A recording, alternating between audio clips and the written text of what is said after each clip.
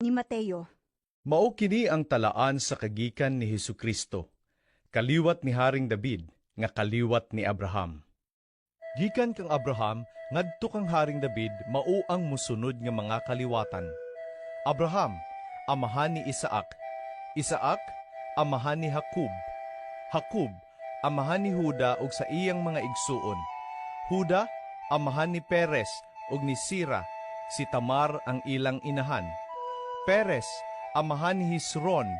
Hesron, amahan ni Aram. Aram, amahan ni Aminadab.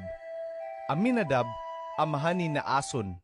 Naason, amahan ni Salmon. Salmon, amahan ni Boaz. Si Rahab ang iyang inahan. Boaz, amahan ni Obed. Si Ruth ang iyang inahan. Obed, amahan ni Jesse. Jesse, amahan ni David nga hari, Haring David.